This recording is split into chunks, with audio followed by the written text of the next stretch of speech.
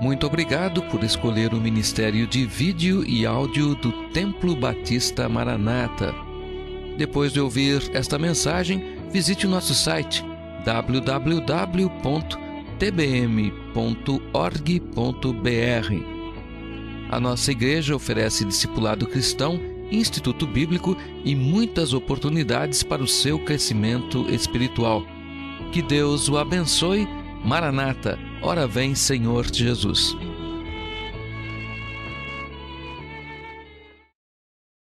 Lucas capítulo 14, versos 28 a 33.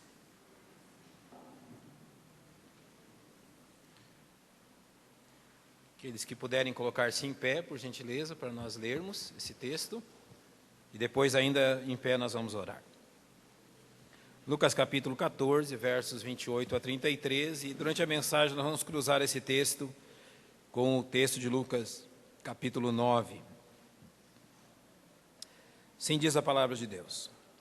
Lucas capítulo 14, versos 28 a 33. Pois qual de vós, querendo edificar uma torre, não se assenta primeiro a fazer as contas dos gastos para ver se tem com que acabar? Para que não aconteça que, depois de haver posto os alicerces, e não a podendo acabar, todos os que a virem comecem a escarnecer dele, dizendo: este homem começou a edificar e não pôde acabar. Ou qual é o rei que, indo à guerra pelejar contra outro rei, não se assenta primeiro a tomar conselhos sobre se com 10.000 pode sair ao encontro do que vem contra ele com 20.000? De outra maneira, estando o outro ainda longe, manda embaixadores e pede condições de paz. Assim, pois, qualquer de vós que não renuncia a tudo quanto tem, não pode ser meu discípulo. Nosso Deus e nosso Pai, nós te agradecemos pelo tempo que estamos na tua casa nessa manhã, pelas classes que estudaram tua palavra, pelo tempo que nós estamos te louvando e também buscando ao Senhor em oração por tantos motivos que temos diante de nós. Agora, Senhor, que temos a tua palavra aberta diante de nós, nós carecemos que teu Espírito Santo ilumine o nosso entendimento, fale conosco, que haja esta comunicação pessoal entre nós e Ele, usando a tua palavra, ó Deus, como a regra e a base para a nossa vida. Nos abençoa, Senhor, com o estudo desta passagem que o Senhor Jesus nos deixou, o que pedimos em nome dEle. Amém. Podem se assentar, irmãos. Tudo ou nada. Tudo e nada são duas palavras que são contrárias uma à outra, não é? Antagônicas. Ou você tem tudo, ou você não tem nada. Ou você busca tudo, ou não busca nada. Tudo e nada não só são palavras antagônicas, como refletem bem o que é o nosso sentido da vida cristã. Na vida cristã não existe um meio termo. Na vida com Cristo não existe um meio caminho. No andar com o Senhor Jesus não existe aquele meio caminho onde eu faço metade daquilo que Ele quer, ou metade do que Ele deseja para mim. Muito pelo contrário, o Senhor Jesus sempre deixou claro que a nossa vida com Ele é tudo ou nada. Ele jamais deixou uma terceira via, uma terceira opção. Ele jamais deixou um tipo de vida cristã que seria aquele tipo de vida cristã mais ou menos. Eu mais ou menos sirvo Cristo. Eu mais ou menos obedeço a Cristo. E talvez também fosse possível, se assim fosse, você ser mais ou menos salvo, mas não é possível. Ou você é salvo ou não é salvo. Ou você está andando pelo caminho apertado ou andando pelo caminho espaçoso. Ou passaste pela porta estreita ou passaste pela porta que é espaçosa, que conduz à morte e à perdição.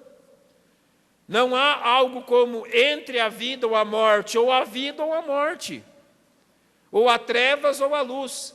E na vida cristã realmente é tudo ou nada. Ou você tem tudo aquilo que Cristo é para você, ou simplesmente você não tem Cristo. Ontem eu falei aos jovens dizendo que no final da nossa vida, de tudo isso que nós vivemos, fazemos, de tudo que falamos e realizamos, a única coisa que realmente importa quando chegarmos na eternidade é aquilo que 1 João capítulo 5, versos 11 e 12 dizem. Eles dizem: aquele que tem o Filho tem a vida, e aquele que não tem o Filho não tem a vida. O final de toda a nossa história, a única coisa que importará é se temos Cristo ou não temos Cristo. Será a única regra, o único juízo que nos conduzirá à eternidade com Deus ou longe dele. Não há área na nossa vida onde o Senhor Jesus não deseje comandar o nosso destino e as nossas decisões. Vir a Cristo, irmãos, pensando em resguardar algum espaço da vida onde Ele não reinará, é simplesmente rejeitá-lo. É simplesmente dizer que nós não queremos que Ele tome o comando na nossa vida. E nesse texto, Jesus estabelece 3 questões que nós devemos pensar muitíssimo bem. Eu vou usar este texto de Lucas 14, mas também usarei o texto de Lucas capítulo 9, e eu peço que você me acompanhe nesses 2 capítulos do Evangelho de Lucas.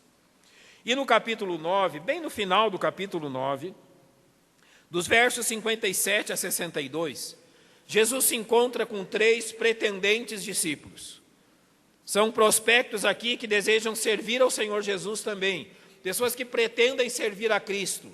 E Jesus coloca diante deles 3 fatos que todo discípulo do Senhor deve ter muito firme em sua mente, e que eu e você devemos ter firmemente guardado em nossa mente e em nosso coração.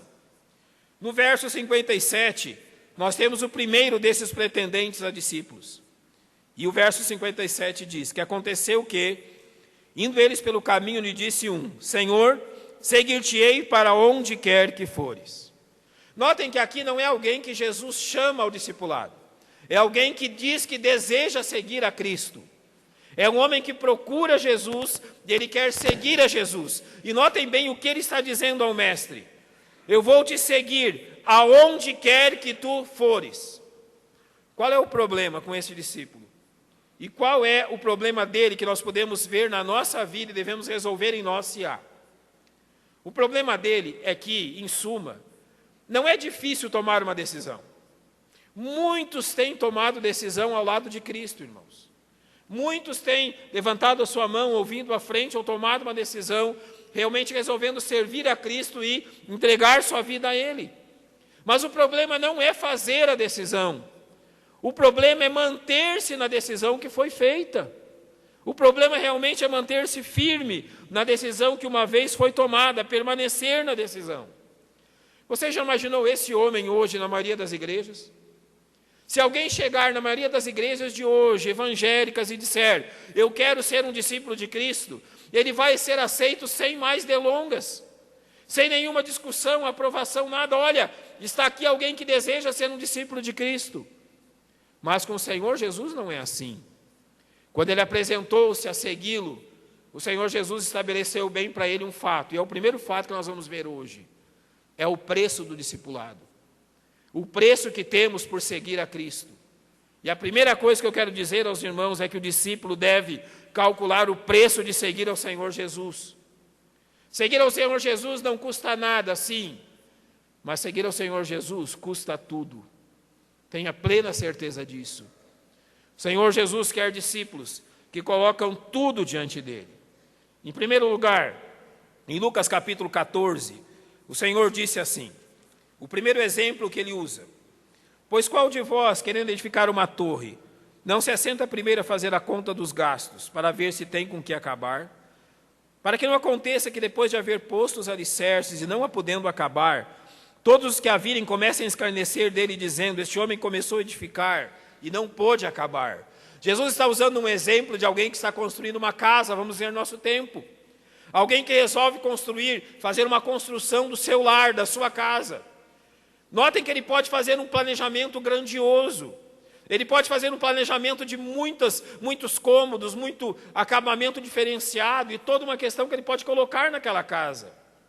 Mas Jesus está dizendo: olha, a sabedoria não é isso, em você determinar o que você quer, mas sim em determinar se você é capaz de terminar aquilo que você começou ou não. Jesus usa esse exemplo de uma construção dizendo: olha, imagina se alguém começa a construir uma casa em que as pessoas colocam grande expectativa sobre a construção daquela casa. Eles ficam pensando: olha, quando essa casa realmente for completada, quando ela for completamente construída, será uma grande casa. E eles ficam observando como será aquilo. Mas chega um determinado momento que a construção para. E para por quê? O dono da casa não tem mais recursos para investir na casa. A construção ficará pela metade, vamos dizer assim. Irmãos, quantos têm iniciado uma vida cristã? Até iniciam uma vida cristã com grandes expectativas. Outros irmãos olham para ele e dizem, olha, realmente esse será um bom crente, um grande crente. Nós podemos esperar muito de tal pessoa, mas simplesmente, em algum momento, as coisas param. Tudo trava. Não há mais crescimento, não há mais envolvimento. E na maioria dos casos, esse travamento, esse parar, simplesmente é porque a pessoa não calculou o preço. Não calculou o preço que temos de pagar por servir a Cristo num mundo que o odeia.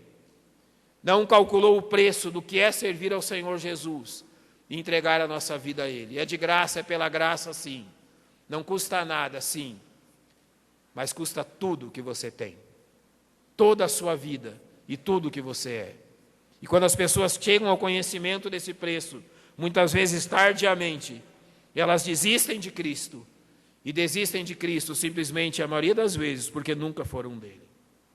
Em segundo lugar, o segundo exemplo que o Senhor usa nos versos 31 e 32 é: qual é o rei que, indo à guerra pelejar contra outro rei, não se assenta primeiro a tomar conselhos sobre se com 10.000 pode sair ao encontro do que vem contra ele com 20.000, de outra maneira, estando outro ainda longe, manda embaixadores e pede condições de paz?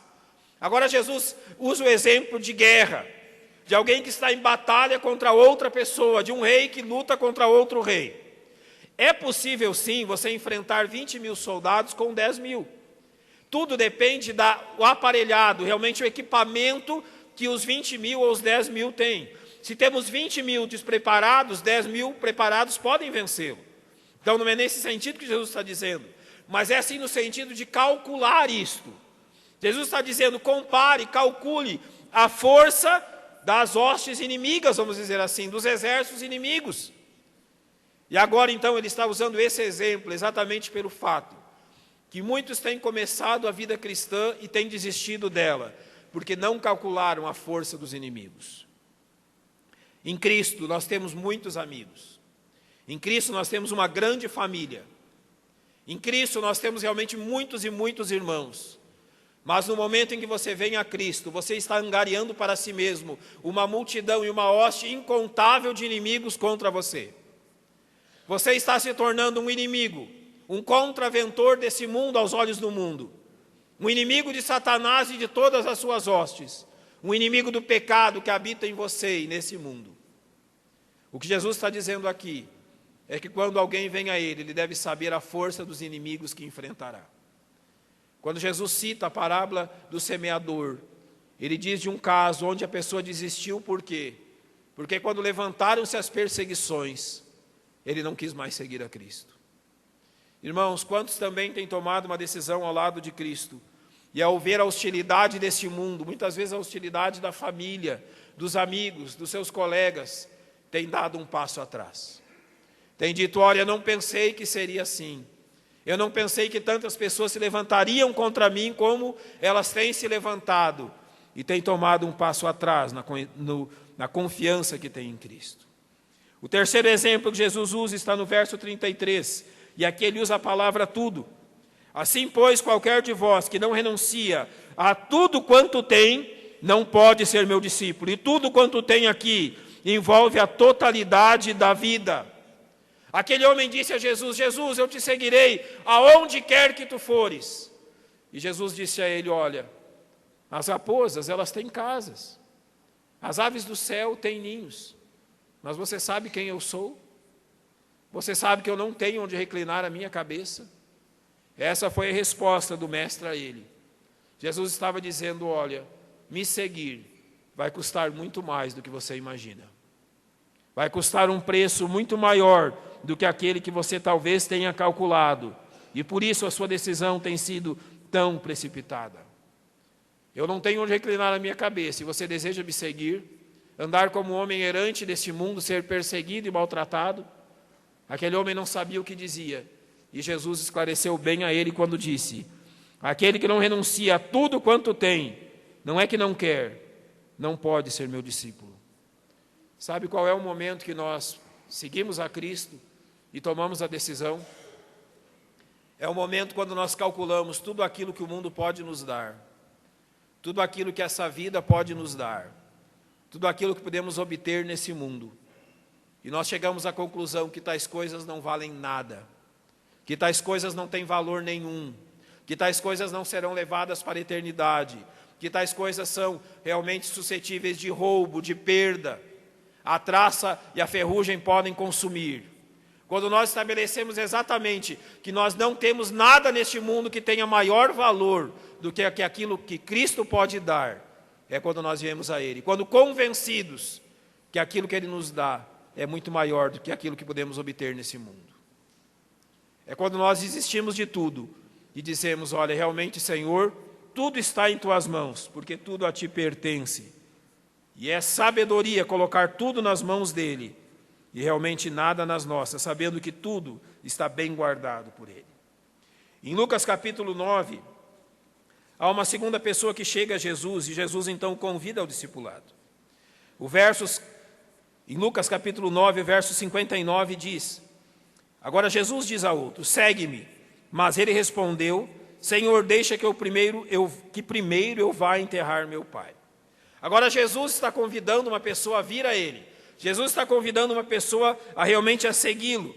E essa pessoa apresenta uma excusa, uma desculpa. Ele diz, Senhor, deixa que primeiro eu vá enterrar meu pai. Não é que o caso aqui seja que o pai dele havia falecido, mas pelo bom costume dos judeus, quando o pai chegava numa determinada idade, os pais chegavam numa idade já idosa, avançada, os filhos então se achegavam a ele. Talvez o filho mais velho, ou um dos filhos, se achegava a ele e vivia os últimos anos da vida dos seus pais com os pais, cuidando das suas necessidades, estabelecendo tudo aquilo que ele podia fazer por ele. Esse homem está dizendo, Senhor, realmente é interessante eu te seguir, mas há um fato que está diante de mim que eu devo fazê-lo, que é realmente acompanhar os meus pais nos últimos dias de vida dele, os últimos tempos da vida dele. Aqui, irmãos, o Senhor Jesus apresenta uma outra dificuldade do discipulado, e aonde muitos têm caído, que é a dificuldade qual? É a dificuldade da prioridade. Muitos talvez venham a Cristo sem estabelecer que a prioridade é Cristo. E a falta de prioridade é exatamente aquilo que destrói a vida cristã. Você já tentou fazer alguma coisa pela metade? Se dedicar a 2 cursos, a 2 trabalhos, se dedicar a 2 coisas, a algo que te divida. Normalmente você não termina bem nenhuma, nem outra. Nós não somos capazes de fazer 2 atividades complexas ao mesmo tempo, fazemos uma de cada vez. E é exatamente esta falta de prioridade em realizar aquilo que Cristo quer, que tem dificultado muito a vida cristã de muitos. Eu quero citar aqui 3 pontos de prioridade, 3 fatos que realmente podem atrapalhar a nossa prioridade em servir a Cristo. Lucas 14, 26 diz, se alguém vier a mim e não aborrecer a seu pai, mãe, mulher e filhos, irmãos e irmãs, ele termina dizendo, não pode ser meu discípulo. A primeira questão que eu quero tratar é a questão da família. A prioridade. Você deve amar seus pais, verdade. Você deve honrar seus pais, verdade. Você deve obedecer seus pais, verdade. Você deve amar e ter comunhão com a sua família. Tudo isso é verdade. Devemos ser realmente pessoas que vivem em família e que honram as suas famílias. Mas agora, mesmo vivendo em família e honrando a família, nós temos bem em nosso coração que a nossa prioridade, o nosso primeiro amor, a nossa obediência é devida a Cristo em primeiro lugar. Como isso se torna difícil quando há jovens e adolescentes, por exemplo, que os pais não são convertidos. Biblicamente, eles devem obediência a seus pais, mas biblicamente devem prioridade de obediência a Cristo.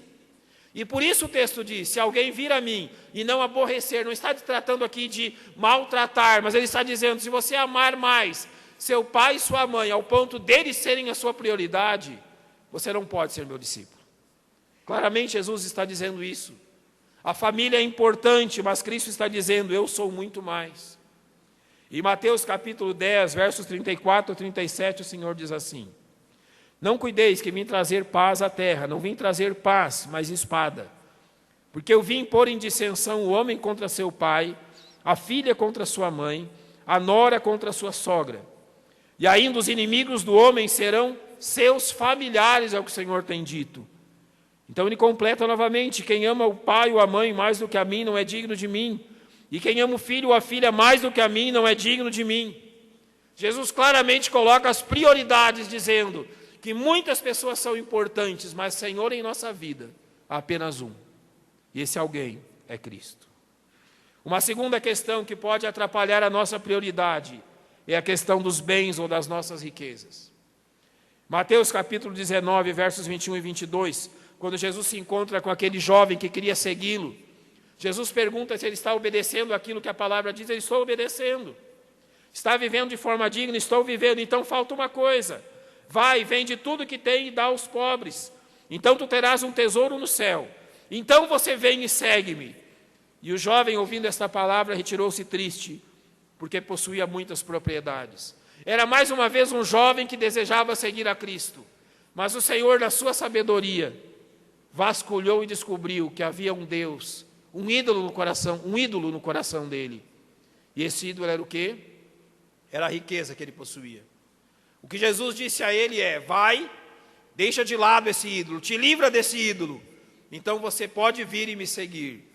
E o que ele respondeu foi: Senhor, esse ídolo se tornou tão grande na minha vida que eu não tenho mais como deixá-lo.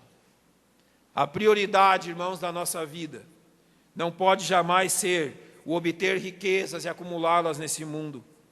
Em Mateus capítulo 6, verso 24, o Senhor disse: ninguém pode servir a dois senhores, porque ou há de odiar um e amar o outro, ou se dedicará a um e desprezará o outro. Não podeis servir a Deus e a Mamom, e aqui é o Deus das riquezas. Ele está dizendo: olha, a falta de prioridade vai destruir a sua vida. Se você deseja ser rico, ser poderoso nesse mundo, o seja, você tem esse direito.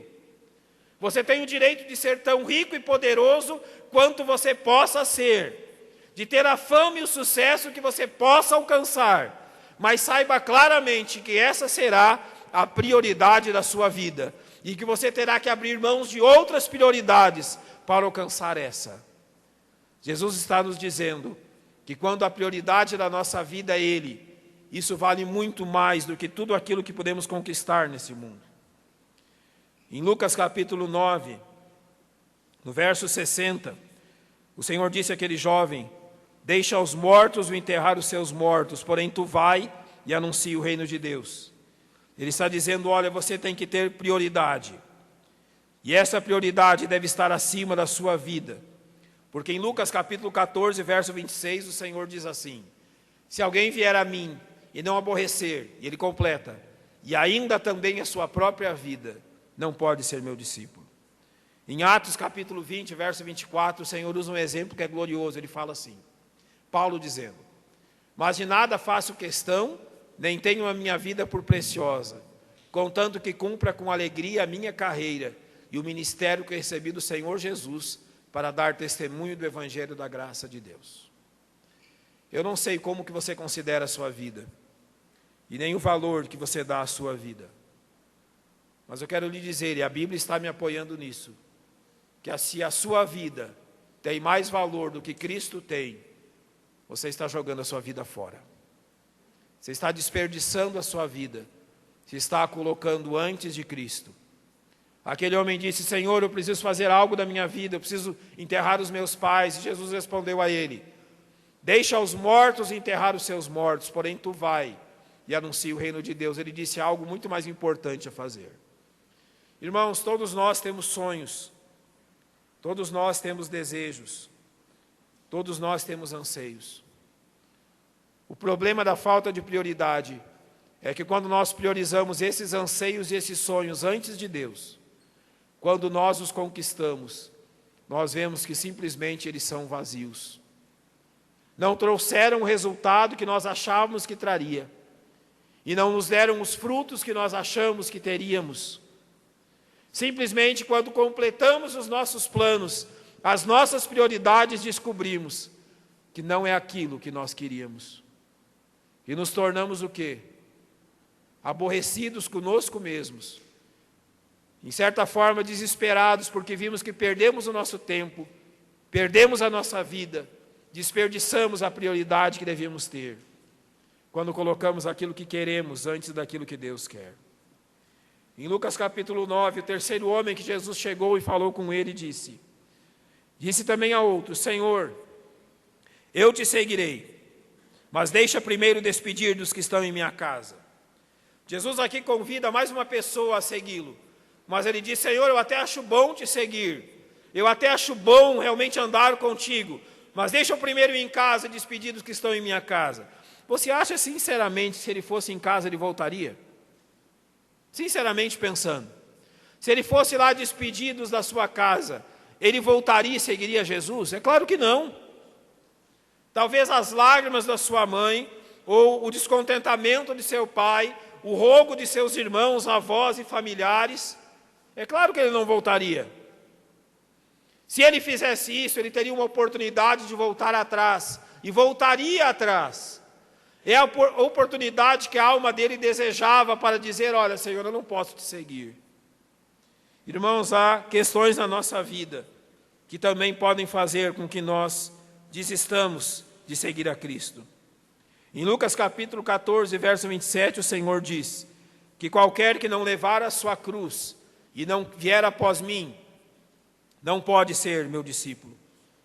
É claro que na vida cristã nós vamos enfrentar dificuldades. É claro que na vida como crentes nós vamos enfrentar coisas que os incrédulos não enfrentam. É certo que você terá lutas que as pessoas que não seguem a Cristo não terão. Mas o Senhor nos avisou sobre isso quando diz: aquele que não levar a sua cruz. A cruz é um instrumento de quê? De suplício, de morte, de dor, de sofrimento. Ele está dizendo a nós: é como se nós andássemos por aí nesse mundo com uma cruz às nossas costas, andando e vivendo nas dificuldades que existem na nossa vida. Jesus completa essa questão em Mateus 16, 24, quando ele diz: então disse Jesus aos seus discípulos: se alguém quiser vir após mim, renuncie-se a si mesmo, tome sobre si a sua cruz e siga-me. Em 2 Timóteo 3,12, Paulo diz: e também todos os que piamente querem viver em Cristo Jesus padecerão perseguições. As dificuldades, as perseguições serão companheiro constante da vida do cristão, mas jamais um motivo para que ele volte atrás. Existe uma coisa, irmãos, que acontece apenas com o crente e que não acontece com o incrédulo. A Bíblia diz: se alguém sofre a disciplina do Senhor, esse tal é filho. Mas se alguém não tem disciplina do Senhor sobre a sua vida, o tal é bastardo e não filho. Em Hebreus capítulo 12, versos 4 e 5, a palavra de Deus diz que ainda não resististes até o sangue, combatendo contra o pecado, e já vos esquecestes da exortação que argumenta convosco como filhos. Filho meu, não despreze a correção do Senhor, e não desmaies quando por ele fores repreendido. Nenhum de nós naturalmente gosta de repreensão, muito menos de disciplina, muito menos de dor e sofrimento. Mas há momentos na nossa vida cristã, irmãos, que Deus realmente necessita de usar da vara da correção conosco. Necessita nos disciplinar, e a Bíblia diz nesse mesmo texto, para sermos participantes da sua santidade, para sermos como Ele é, para realmente demonstrarmos que somos filhos dEle. E aqui Ele está dizendo que não desmaies quando por Ele fores repreendido. Ele está dizendo: olha, quando Deus disciplinar a sua vida, não ache que isso é motivo de você voltar atrás. Não é um motivo ou uma razão para demonstrar que Deus não te ama. Pelo contrário, é uma demonstração do amor e do cuidado de Deus por você. A disciplina de Deus não é motivo para nós voltarmos atrás. Em Filipenses 3,8, o terceiro motivo para não voltarmos atrás, Paulo diz: e na verdade tenho também por perda todas essas coisas, pela excelência do conhecimento de Cristo Jesus, meu Senhor, pelo qual sofri a perda de todas estas coisas, e as considero como escória para que possa ganhar a Cristo. É o apego ao passado. É aquela síndrome do povo judeu no deserto. Lá no Egito nós tínhamos panelas de carne, tínhamos melões e pepinos e tantas coisas. Bando de povo mentiroso, não tinha nada disso não.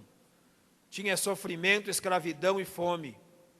Mas no momento que tem uma dificuldade, olham para trás, começam a reclamar de Deus. mentindo para Deus que tinham aquilo que não tinham. Eram escravos miseráveis no Egito e o Senhor os havia livrado. Irmãos, quantas vezes com um crente acontece o mesmo? Começa a olhar para o passado e diz, olha, mas antes as coisas não eram assim. Antes a minha vida não era dessa forma ou daquele meio. Hoje estou passando por tais dificuldades. E se apegam ao passado, como se o passado realmente tivesse esse valor todo. Em Lucas 9,62, o Senhor respondeu a ele que ninguém que lança a mão do arado e olha para trás é apto para o reino de Deus. Vou dizer claramente aos irmãos, se você tiver algum meio de voltar atrás, com certeza você vai voltar. Se você tiver algum meio de voltar atrás da decisão que você tomou, com certeza você o fará. Qual é o segredo, então, para não voltar atrás e estar completamente dedicado ao Senhor? É não permitir que nada nos ligue ao passado. É cortar completa e total ligação com tudo aquilo que for passado, com tudo aquilo que for realmente antes de conhecermos a Cristo. De tal forma que não tenhamos nem o desejo, nem a oportunidade de voltar atrás. Eu quero terminar dizendo 3 coisas sobre Cristo. A primeira delas, o Senhor sabia o preço a ser pago. O Senhor Jesus é um modelo de discípulo na nossa vida. Observe o que diz João 10,15. Assim como o Pai me conhece a mim, também eu conheço o Pai e dou a minha vida pelas ovelhas. Quando o Senhor Jesus chegou a este mundo, quando iniciou o seu ministério, o treinamento daqueles homens, seus discípulos, Jesus sabia como a história termina. Jesus sabia por onde passaria. Jesus sabia da cruz, sabia do seu sofrimento e sabia da morte. Mesmo sabendo de tudo isso, o Senhor Jesus jamais voltou atrás. Ele sabia o preço a ser pago. E mesmo sabendo o preço, ele continuou firme, para exemplo de todos nós. Em João 4,34, nós vemos que ele tinha uma alta prioridade. Diz assim o texto, Jesus disse-lhe, a minha comida é fazer a vontade daquele que me enviou e realizar a sua obra. Jesus diz, olha, eu tenho uma prioridade, que é realizar aquilo que Deus quer que eu realize. Eu não tenho muitas prioridades, mas eu tenho uma alta prioridade, que é fazer a vontade daquele que me enviou. O restante é supérfluo, o restante está ao lado disso, está abaixo disso, mas a prioridade de Deus ocupa o centro, Jesus disse. Em Hebreus 12:2, o Senhor também é citado dessa forma.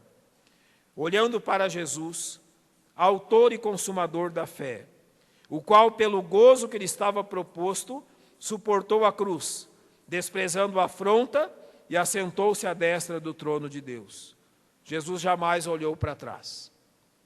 Aqui o texto está dizendo, pelo gozo que lhe estava proposto, ele suportou a cruz. Você já imaginou qual o gozo, qual a alegria estava proposta a ele?